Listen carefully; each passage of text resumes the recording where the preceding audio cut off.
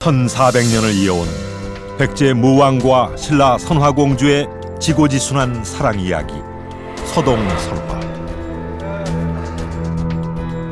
그러나 명확한 역사적 진실의 등장으로 그 실체는 의심받고 있다.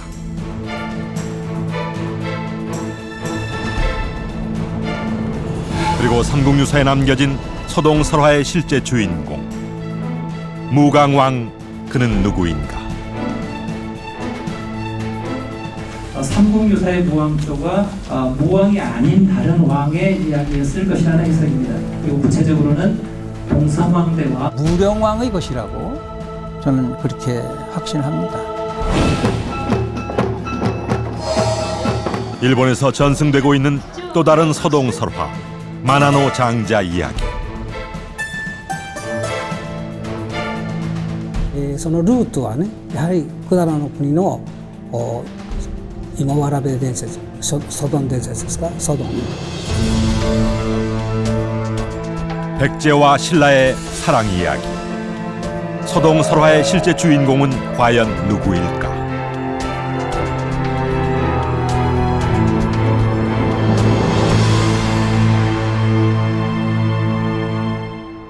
국경과 신분을 뛰어넘는 아름다운 사랑 이야기 서동설화는 삼국유사 무왕조에 나오는 우리 역사에서 가장 극적이고 아름다운 사랑 이야기입니다.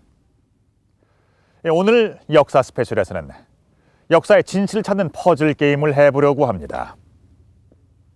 그동안 서동설화에 등장하는 서동은 백제 제30대 무왕이라는 것이 통설이었는데요.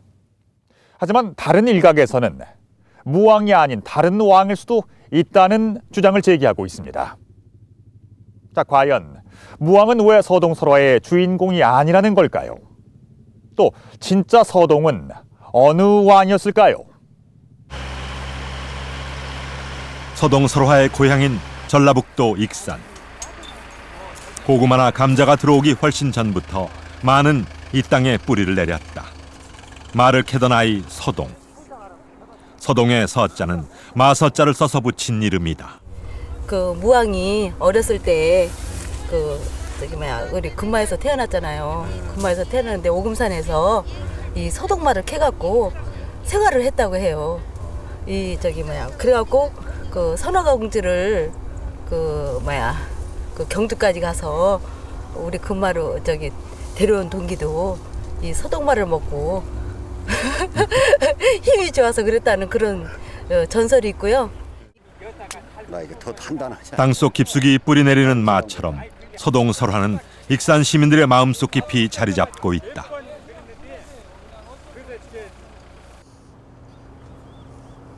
매주 한 번씩 열리는 백제사 교육 현장. 익산의 역사를 아우르는 서동설화는 아이들에겐 흥미로운 이야기다. 1400년 전의 사랑 노래 서동요는 현대어로 바뀌어 아이들에게 전해진다. 아름다운 공주님, 선화공주님, 할아버지야 눈을 나가 궁궐로 돌아가네.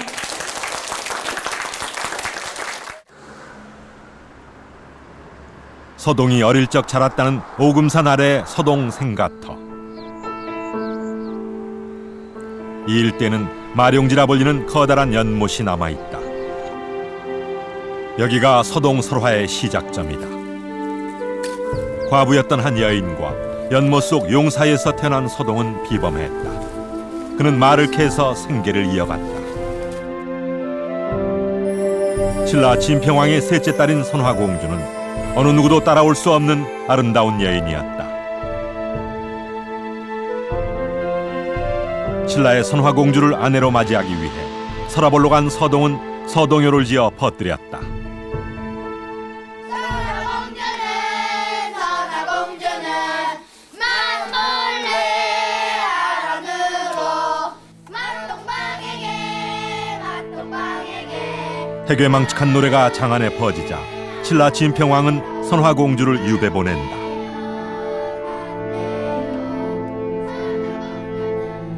유배길에 서동을 만난 선화공주는 한눈에 사랑에 빠졌다. 선화공주와 결혼한 서동은 금을 발견해 부자가 되고 신라 진평왕의 신망을 얻으면서 백제의 왕이 된다. 이후 서동은 미륵삼전의 출연을 본 선화의 청으로 미륵사를 짓는다. 이것이 백제 30대 왕 무왕과 선화공주의 사랑 이야기 서동설화다.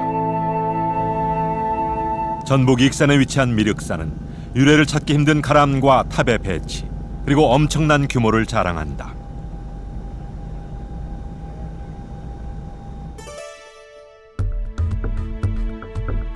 미륵사는 3탑 3금당의 독특한 양식으로 지어졌다. 중앙에는 거대한 목탑을 건축했고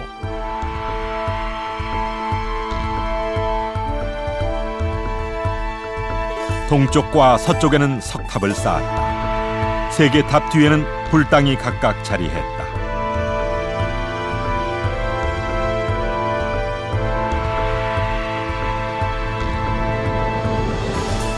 무려 1338만 제곱미터에 이르는 미륵사는 백제 최대의 사찰이었다.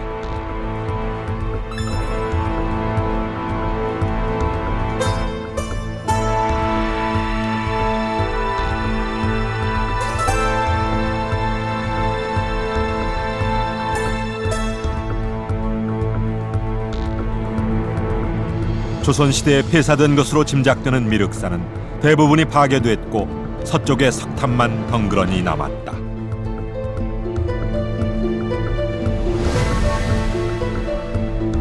일제강점기 시절 콘크리트로 보수할 정도로 훼손이 심했던 미륵사지 석탑.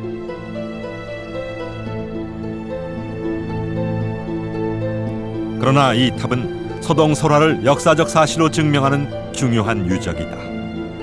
시민들도 서동설화를 역사적 진실로 믿고 있다. 그래서 결국에는 선화공주를 데려와서 살았다. 그런 내용으로 자세히는 모르겠습니다. 예, 근데 이제 그게 역사적인 사실로 알고 계시죠, 그거를? 예, 그렇게 알고 있습니다. 그러죠. 사실 이제 뭐 이게 실화지 오마자면 전설도 아니고 익산 금마에 그 서동이 무왕이 막 살았대요. 그러나 설화는 의심받고 있다. 2009년 1월 미륵사지 석탑을 복원하기 위한 마지막 해체 작업이 진행됐다. 탑의 기둥으로 여겼던 돌을 들어올리는 순간 가로 세로 25cm의 아담한 공간에 아무도 예상치 못했던 백제의 역사가 모습을 드러냈다. 1400년 전의 유물이라 하기엔 너무나 완벽한 보존 상태였다. 이 작은 공간에서 금동사리호와 금제사리 봉안기 등 국보급 유물이 일시에 쏟아져 나왔다.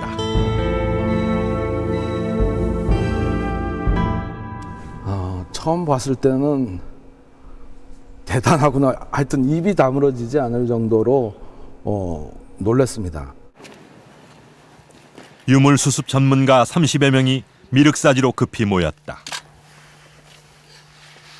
심주석이 분리되고 2시간이 지난 상태. 유물의 변성을 막기 위해선 1시가 급했다.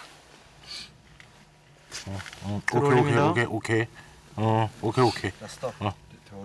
사리를 넣기 위해 만들어진 호리병, 금동사리호가 수습됐다. 세월로 인한 손상은 약간의 녹이 전부였다. 사리를 모시게 된 내력을 적은 금제사리 봉안기도 수습됐다.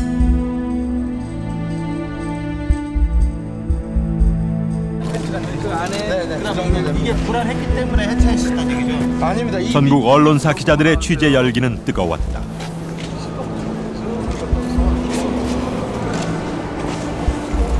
(30cm도) 되지 않은 작은 공간.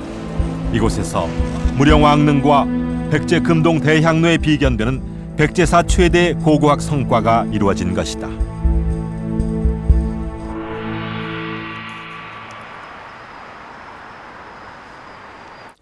미륵사 사리 장엄은 국립문화재연구소에서 복원 처리 중이다. 높이 13cm, 어깨폭 7.7cm의 사리병은 몸체 두 부분과 뚜껑으로 나뉘어 있다.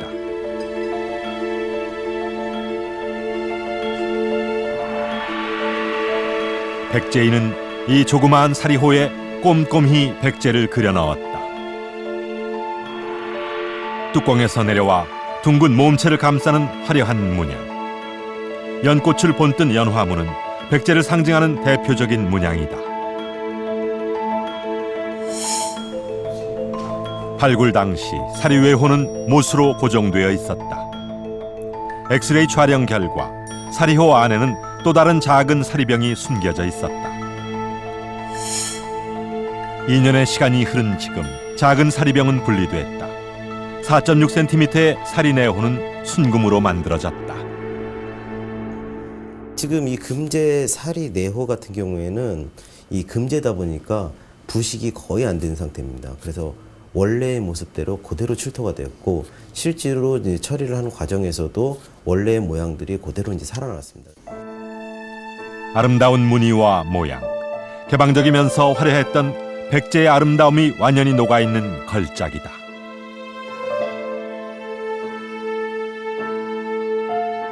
수습 당시 사리호 뒤편에 놓여있던 금제 사리 봉안기. 바로 이것이 서동설화의 역사적 진실을 의심케 만든 유물이다. 백제 왕후 사택적덕의 딸, 무왕 서동의 아내가 백제 관리의 딸이라는 것이다.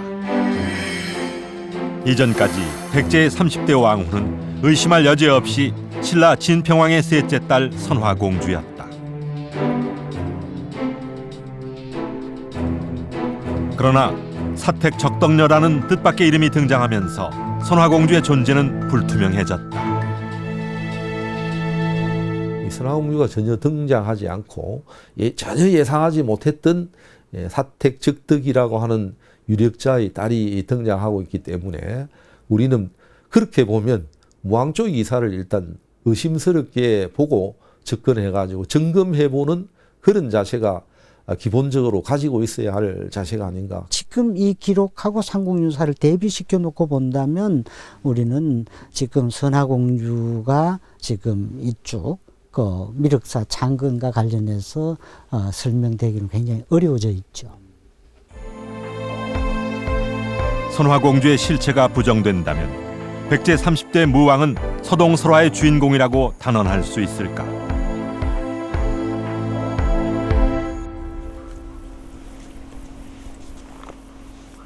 서동설화는 삼국유사에 처음 제록됐다. 삼국의 수많은 왕들 중 서동과 선화공주의 이야기는 백제 무왕조에 실려 있다. 이 기록으로 볼 때 서동은 무왕으로 보인다. 그런데 일련의 주석에 이상한 점이 발견됐다.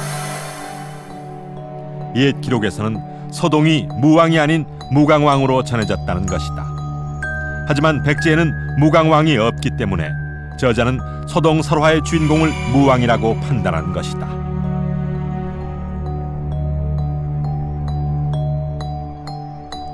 백제의 시조인 온조왕부터 마지막 왕인 의자왕까지 모두 31명의 왕이 백제를 다스렸다. 일련의 지적처럼 무강왕이라는 왕은 존재하지 않았다. 그렇다면 무강왕은 과연 누구일까?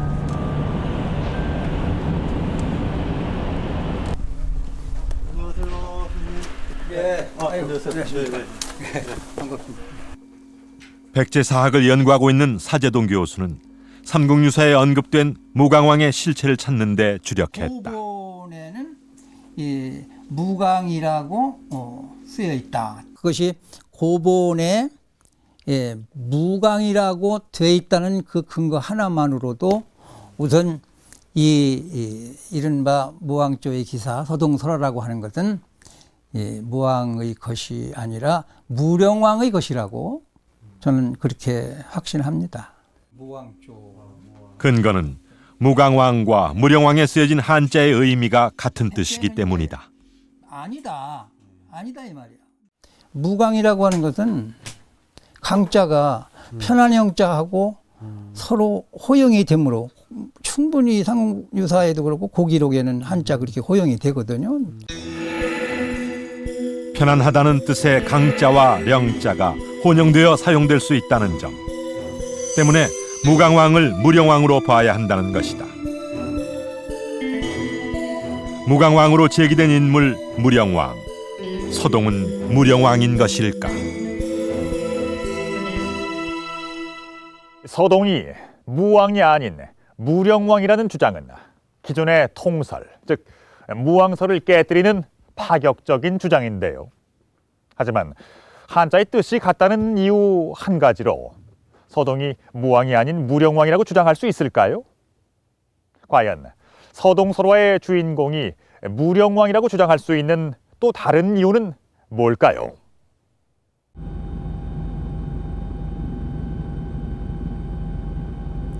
(1971년 7월) 한 왕릉이 무덤의 주인을 분명히 알리는 명문과 함께 그 모습을 드러냈다.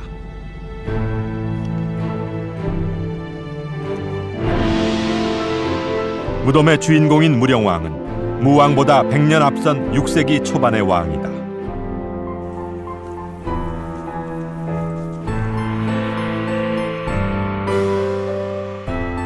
왕릉에서 출토된 화려한 유물들은 오랜 시간 쌓여온 백제의 기술과 미적 감각의 결과물이었다. 화려하지만 사치스럽지 않고 검소하지만 누추하지 않은 백제인의 감각은 무령왕릉의 유물에 그대로 드러나고 있다.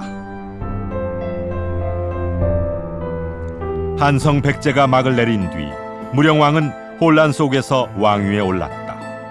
하지만 화려한 유물이 말해주듯이 무령왕은 혼란한 백제를 안정시키고 중흥을 일으킨 군주였다. 백제를 안정시키기 위해 무령왕은 신라와의 동맹을 유지하고 고구려의 남하 정책에 맞섰다.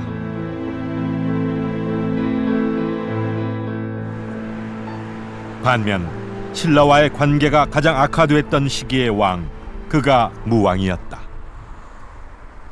무왕을 중심으로 볼 때 무왕의 역사적인 행적과 이 서동설화의 서사문맥과를 비교해 볼 때 그 점에 있어서 우선 역사적인 배경이 너무도 상반된다는 거죠.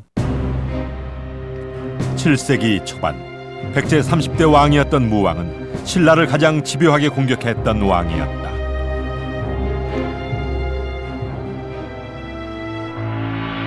무왕의 4대 선왕인 성왕은 신라와 동맹을 맺고 고구려를 공격해 한성을 되찾으려 했다. 그런데 신라가 백제를 배반했다. 고구려가 떠나간 한성을 차지한 것이다. 신라의 배신을 용납할 수 없었던 무왕은 직접 군대를 이끌고 신라를 공격했다. 제위 3년 암악성 전투를 시작으로 무왕은 40년 동안 총 16번 신라와 대전투를 벌였다.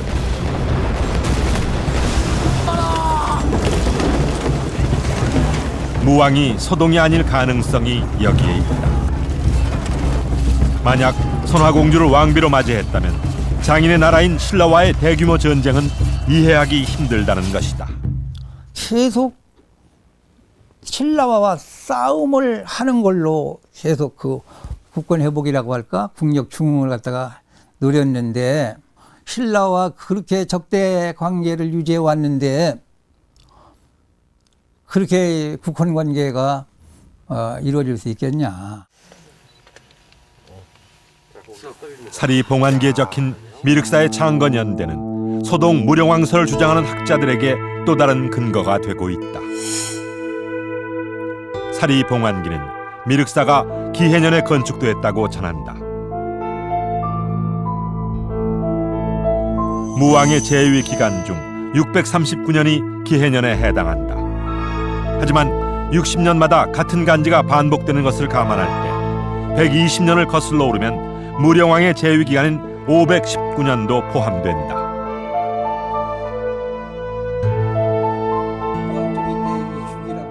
따라서 미륵사는 무왕이 아닌 무령왕대에 조성됐을 수도 있다는 것이다. 철옹성처럼 완전히 무왕대에다가 초점을 맞춰서 계속 논의하기 때문에 그것이 논리적이든 비합리적이든 간에 이렇게 쌓이다 보니까 무왕 이외의 예의는 무력하게 되거나 의미가 없는 것처럼 돼버렸어요. 무왕대하고는 결부가 안 되고 무령왕대의 그러한 문물이 사찰 문물이 창건될 수 있었다라고 하는 얘기가 훨씬 더 합리적이라고 하는 그런 문제가 있습니다. 무령왕이 서동일 가능성을 내비치는 몇 가지 증거들. 그렇다면 무령왕은 서동인 것일까? 지난 11월 한 학술대회에서 서동으로 추정되는 또 다른 왕이 지목됐다. 삼국유사의 무왕조가 무왕이 아닌 다른 왕의 이야기였을 것이라는 해석입니다. 그리고 구체적으로는 동성왕대와 무령왕대에 있었던 사실이 와전된 것이었다는 해석이었습니다. 왕흥사조차도 기존의 통설을 뒤엎는 또 다른 가설. 서동 동성왕설은 어떤 근거로 제기된 것일까? 기존에 제기되어지는데 이게 이제 얼만큼 다시 이제 그게 논쟁을 끌어낼지는 또 학계가 좀 더 좀 지켜봐야 될 일로 생각을 합니다. 지금 제가 서 있는 이곳은 익산 왕궁리입니다. 이곳은 원래 왕이 거처했다는 왕궁터로 알려진 곳이죠. 잘 아시는 것처럼 왕궁이 건설된다는 것은 천도가 시행돼야만 가능한 일입니다. 하지만 국내 역사서에는 백제가 이곳 익산으로 천도를 했다는 기록이 남겨져 있지는 않습니다. 그렇다면 익산에 남겨져 있는 왕궁터는 어떻게 설명해야 할까요? 일부 전문가들은 백제가 사비로 천도하기 전 웅진시대 몇몇 백제 왕들이 익산을 중요한 도시로 판단하고 개발을 시작했다고 주장하고 있습니다. 그리고 그 중에서도 가장 적극적이었던 왕으로 동성왕을 거론하고 있는데요. 자, 그렇다면 이 동성왕이 곧 서동이었던 걸까요?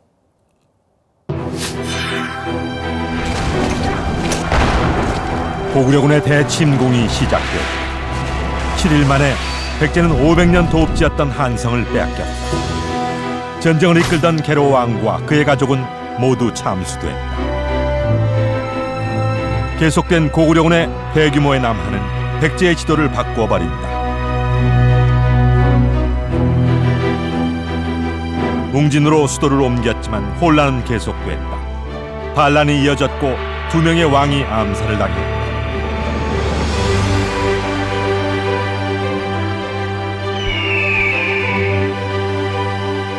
그러자 일본에 머물고 있던 백제 왕족 중 일부가 본국으로 귀환한다. 한성 백제 시대를 마감하고 웅진으로 전도한 5세기 말 동성왕은 백제 24대 왕으로 등극했다.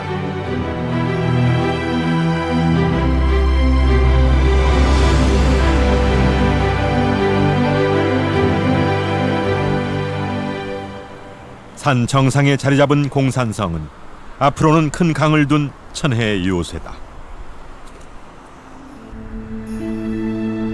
이곳에서 불안한 왕권을 확립하려 했던 동성왕.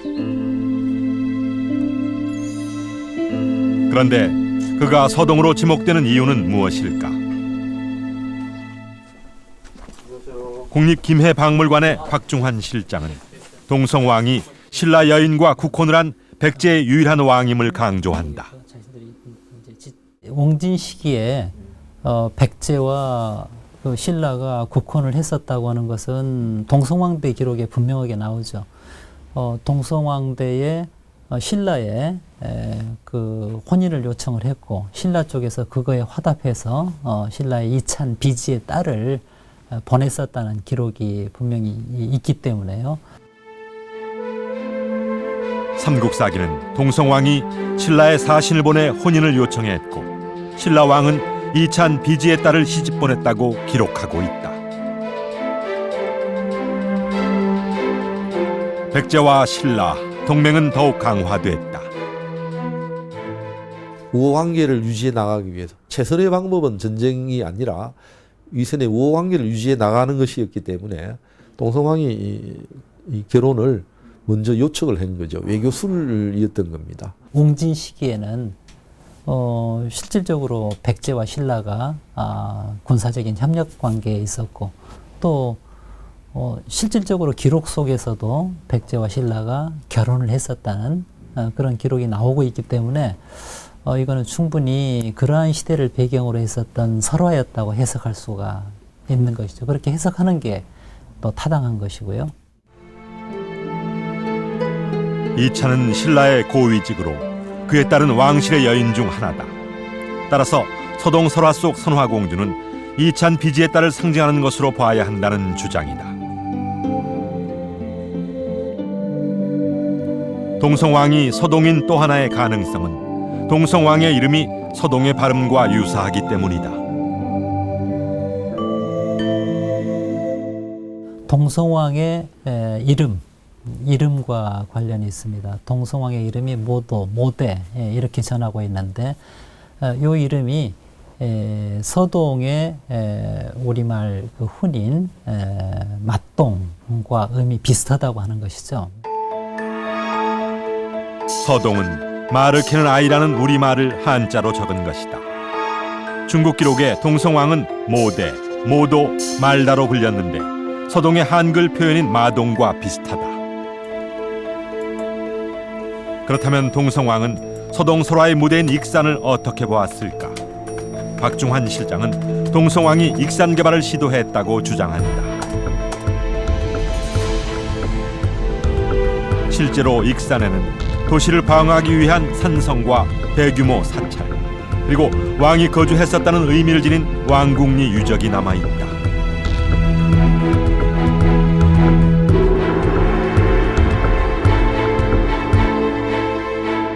웅진이나 사비와 같이 일반적으로 백제의 도성이라고 알려져 있는 이런 지역을 벗어난 지역에 왜 이러한 대규모의 유적이라든가 사찰이라든가 건물지,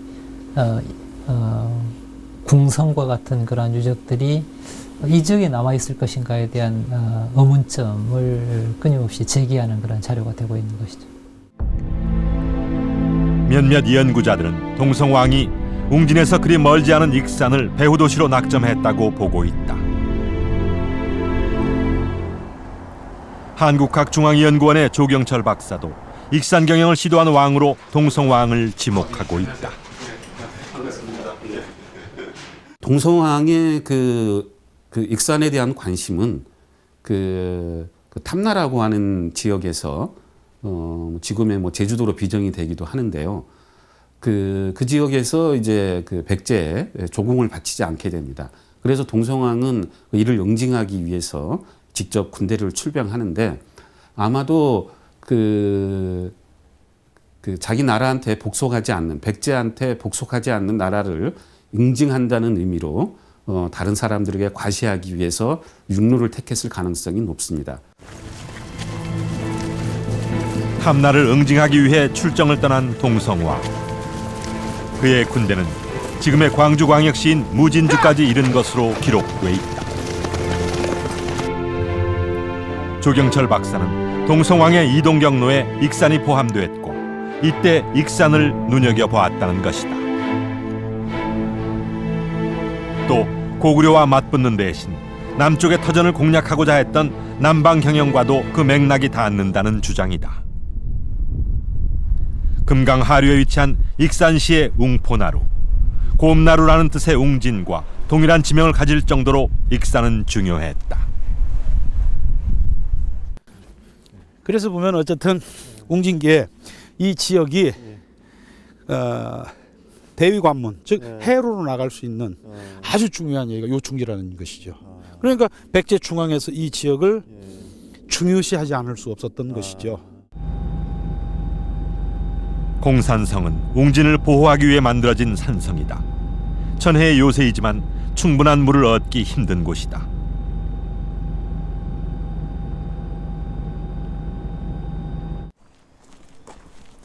백제인들은 식수를 저장하기 위해 저수조를 만들었다. 우물은 6세기 초 웅진 시기가 끝나고 사비로 전도하면서 폐기됐다. 발굴 조사가 진행되면서 이곳에서는 다량의 기와가 발견됐다. 그런데 7세기 사비 시기에 사용된 것으로 알려진 파문 기와가 6세기까지만 사용됐던 공산성 우물에서도 발견됐다. 그래서 이 지역은 그러니까 공산성 추정왕궁지는 적어도 백제가 공주에 머물 때 시설을 했었던 거, 그 시기 사용했던 기와가 사용된 것이다 이렇게 알 수가 있는데, 문제는 파문기와인데요. 최인선 교수는 파문기와의 사용 시기를 7세기로 한정지어서는 안 된다고 말한다. 공산성 추정왕궁지라든가 금물지 유구에서 나오는 파문 와당과 공반된 유물을 봤을 때 475년 천도 이후부터 그런 유적들이 조형이 됐는데 그런 초기 유물들하고 같이 나온다는 거죠. 고고학에서 공반 유물은 편년에 있어서 절대적입니다. 같은 시기로 보아야 합니다. 따라서 파문을 7세기 전후로 볼 이유가 없다는 거죠. 익산 왕궁리 유적지에서도 같은 모양의 파문 기와가 발굴됐다.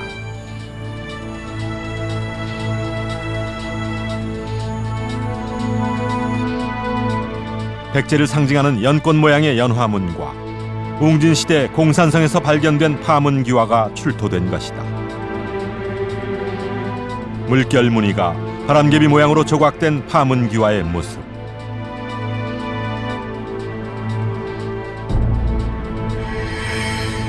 웅진시대 공산성에서 사용된 파문 기와와 거의 같은 형태다.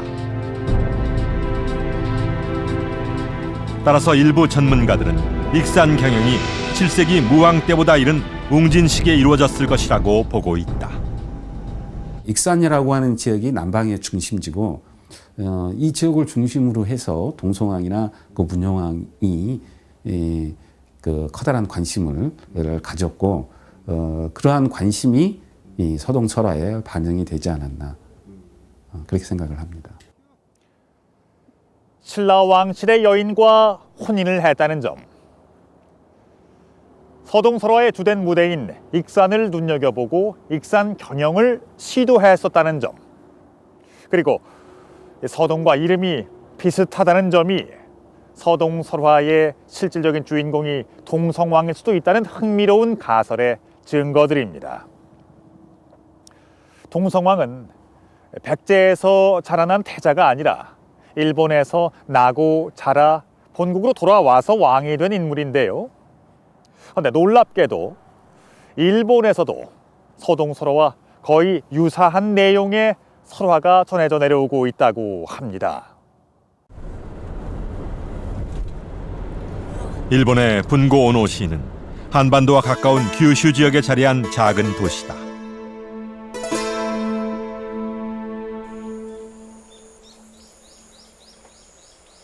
이곳에는 많은 시민들의 사랑을 받고 있는 절이 하나 있다.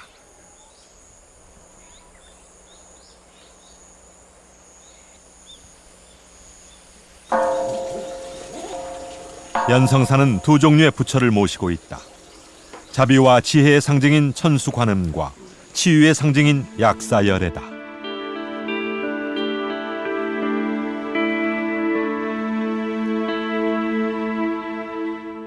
よくその仏像を見ると左手に壺を持っています。その中に実は薬が入っている。ですから薬の壺というので薬壺と言います。でそれをこの仏像を信仰するということはその薬をもらって自分の健康を保つ、自分の病気を治してくれる、そういう仏であるというようにみんなが信じているわけです。 천수관음과 약사열애를 일본에 전수한 인물은 뜻밖에도 백제인이었다. 연성사 창건설화는 백제 승려인 연성법사가 마나노 장자에게 불상을 가져다 주었다고 전한다. お寺の伝説ではね、マナノ長者が百済のお坊さんであった蓮城法師を招いて、建てた寺であると。 연성사에서는 관람객의 이해를 돕기 위해 마나노 장자 전설을 그림으로 재현해 놓았다.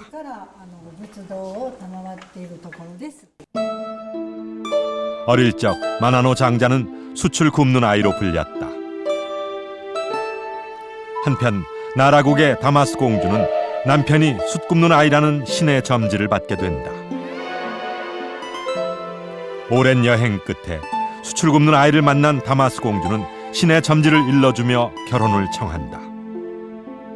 다마스 공주와 결혼한 소녀는 금을 발견해 큰 부자가 되고 만석군이라는 뜻의 마나노 장자로 불리게 된다. 이후 마나노 장자는 백제에서 전해진 불교를 숭배하게 되고 일본을 찾은 백제의 승려 연성법사에게 절을 지어줄 것을 부탁한다. 연성법사는 마나노 장자의 부탁을 받아들여 연성사를 창건하게 된다. 한나라의 공주와 결혼을 한다는 점, 황금을 발견해 부자가 된다는 점, 이후 절을 창건한다는 내용까지 소동설화와 마나노 장자의 이야기는 매우 흡사하다.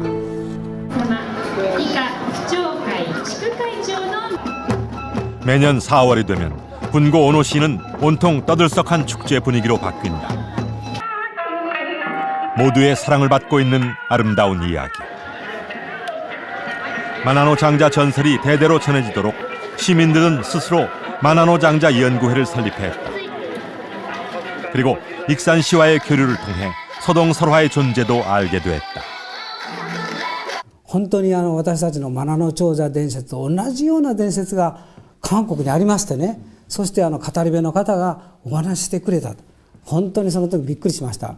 そのルートはね、やはり百済の国の芋わらべ伝説、ソドン伝説ですか、ソドン。そのお話がね、やはりルーツだと思っております。 시의 중앙도서관에는 마나노 장자 전설이 쓰여진 우치야마기가 보관돼 있다.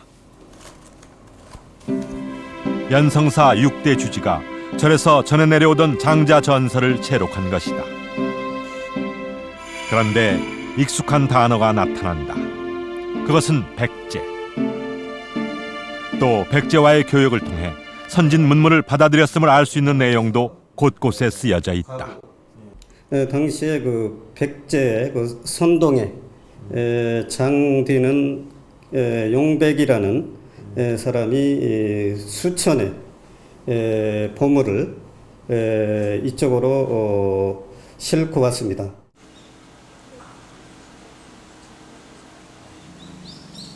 마나노 장자 연구회장인 사토 요시노부는 설화의 원리로 보이는 내용이 적힌 족자를 가지고 있다. このページが東国から始まって終わりが同じ。2ページ目も 연성사 주변에 살던 가문에서 기록하여 가보로 전승되는 것이다.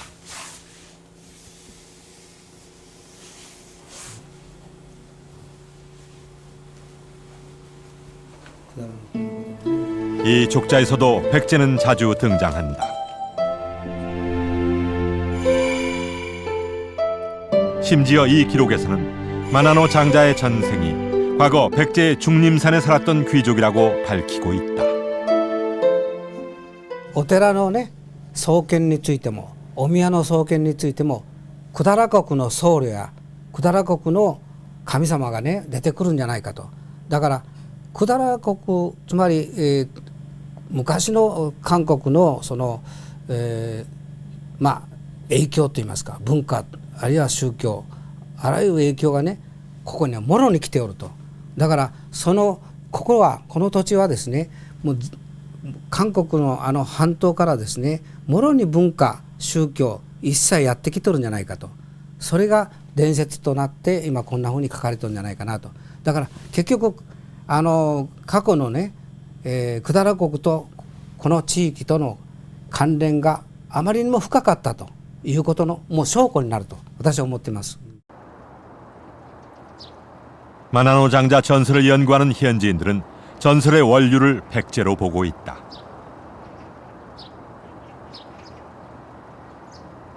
그렇다면 마나노 장자는 어느 시기의 인물일까?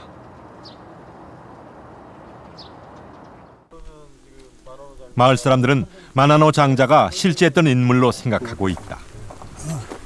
기록에 의하면 마나노 장자는 6세기 초반의 인물이다.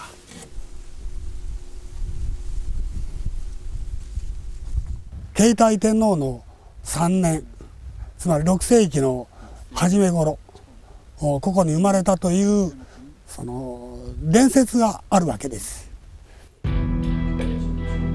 마나노 장자 전설이 기록된 우치야마기에 마나노 장자가 태어난 해는 케이타이 천황 3년, 즉 서기 509년으로 적혀 있다.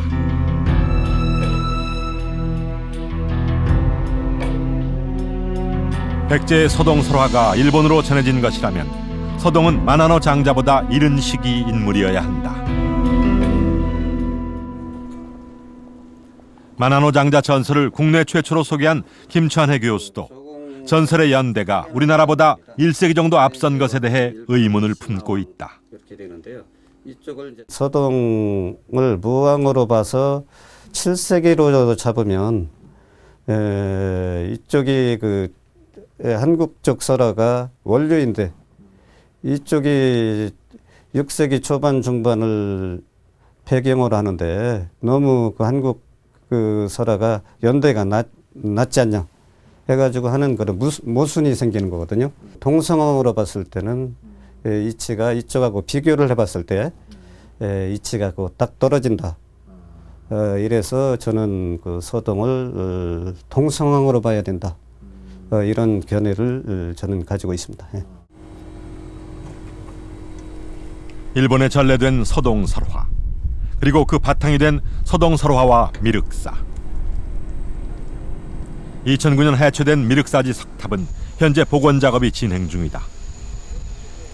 국립문화재연구소는 원래의 부재를 70%까지 활용해 복원하기로 했다. 노후한 석재가 받을 하중을 줄이는 방법이 문제였다. 과학기술이 동원됐다. 석재에 구멍을 뚫어 티타늄 봉을 넣고 완벽하게 접합시켜 무게를 지탱할 수 있도록 한 것이다.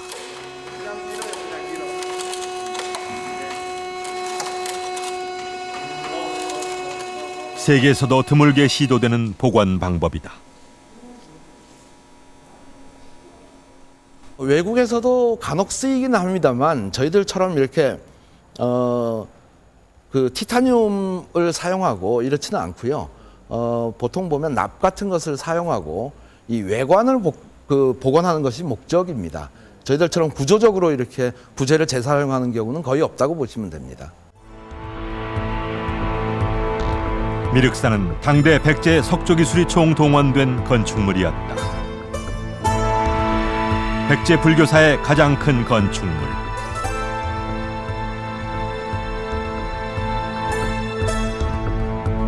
건축 기간은 누구도 짐작할 수 없다. 한 가지 단서는 미륵사지 석탑이다.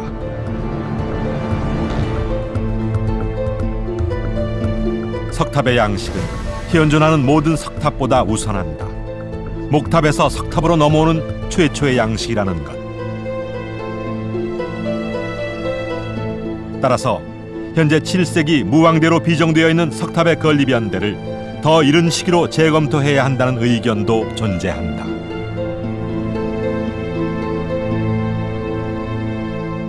백제 불교 사찰의 창건에 처음 비롯된 시기라든가 석탑들이 처음 만들어진 시기에 대해서 너무 지금 그 연구 경향이 너무 사비 시기 안에서만 찾고자 하는 그런 그 경향이 있지 않는가 그런 생각을 합니다. 학계의 통설은 7세기 무왕대에 석탑과 미륵사가 조성됐다는 것이다. 사리 봉환기의 기해년은 무왕 40년, 즉 639년이라는 것. 639년으로 보는 것이 어떨까 이렇게 생각을 하고 있습니다. 그것이 통설이죠. 예, 그렇습니다. 장기간이 걸렸다 하더라도 무왕 때 이루어진 것이지 그게 동서왕 때 시작해가지고 639년에 완성됐다. 이거는 시간이 너무너무 많이 걸립니다. 그 미륵사가 보여주는 그 상황 자체에서도 서동환, 동성왕이 될 수가 없는 거죠. 서동의 실체는 아직도 베일에 쌓여 있다. 그 주인공으로 추정되는 백제 왕은 모두 3명이다. 무왕, 동성왕, 무령왕. 일련의 기록과 당시의 상황으로 볼 때 3명 모두 가능성이 있다.